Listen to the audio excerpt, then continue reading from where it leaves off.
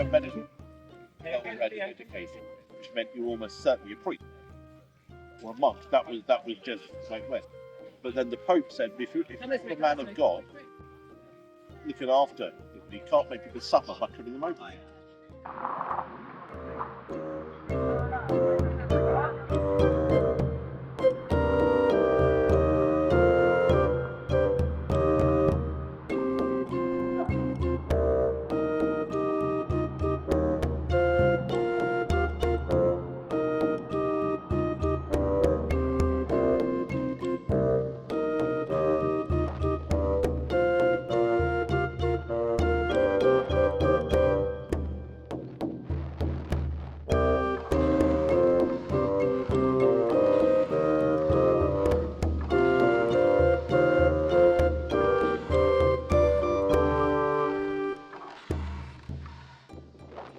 Okay, so we are currently pewtering.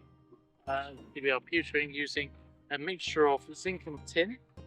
Traditionally, we would use lead and tin, easiest metals to come across in the British Isles, and so therefore very cheap to get hold of. What we have here, however, is tin and zinc, because I don't wish to poison anyone today.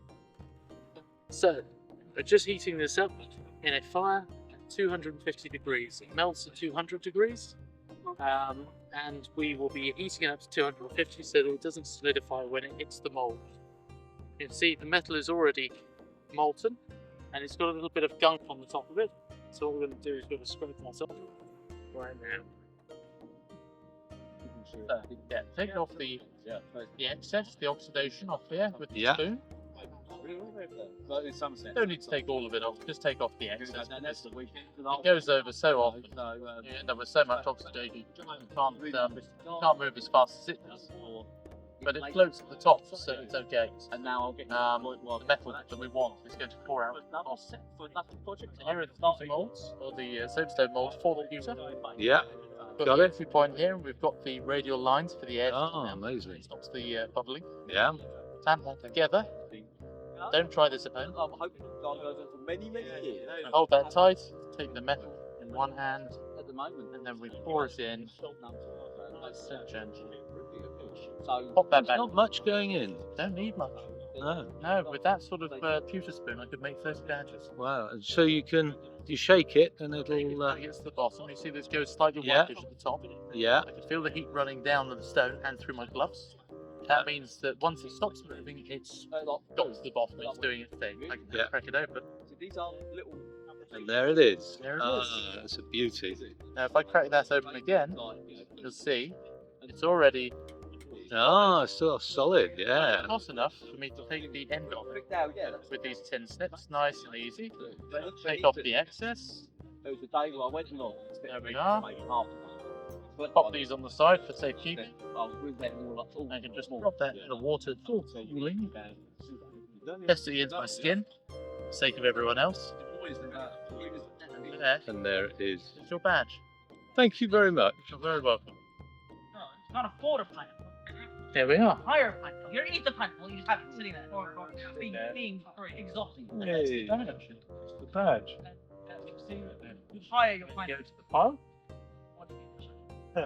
And we're back on again.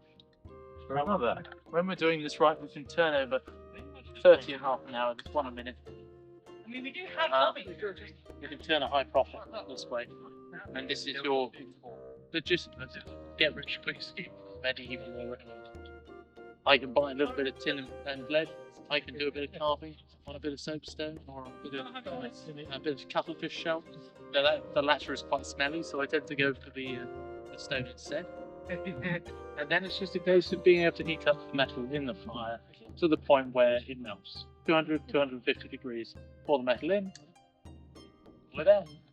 Make a little profit on each one. You make a little as long as you end up not doing that. Well, quite. That's why we don't make coins this way. Yes. But we'll make pilgrimage badges, of course. We want to sell people pilgrimage badges at sites of holy significance, like the site of the murder of Thomas Becket down in Canterbury. Well, this is the thing. mean, we were constantly hawking our wares at the edges of the periphery. And people want to prove that God has favoured them and kept them alive all the way to the holy site and all the way back. They will have this badge in their hat, or in their jacket. It's a status symbol. It's also a medieval fridge magnet. And that's that is the dichotomy of humanity in a nutshell. It can be that sacred and remarkable, and at the same time be that banal. And that's what I think is wonderful. Thank you very much. Oh, thank you very much. Some very comfortable like So there you go. Right. That's the show. I can witter on for longer about more sorts of things, but it's been 6 hours of doing everything in a hot sun. I can do the same. It's really as long as people want you to, otherwise you go on and on. Exactly. The bellows lie quiet as the Pewterer prepares. The coals are placed, the fire is lit. Great breaths delivered through the power of the arm. Fire flares, the black coals burn. The ladle holds the rough chopped metal, heated to its melting point. Mercurial activity, a silver liquid running free. Mine the metals, chop the metals, mix the metals, melt the pewter. Chop the metals, mix the metals, melt the pewter, and pour it in the mold. A short time later, when the metal has set, split the mold and see the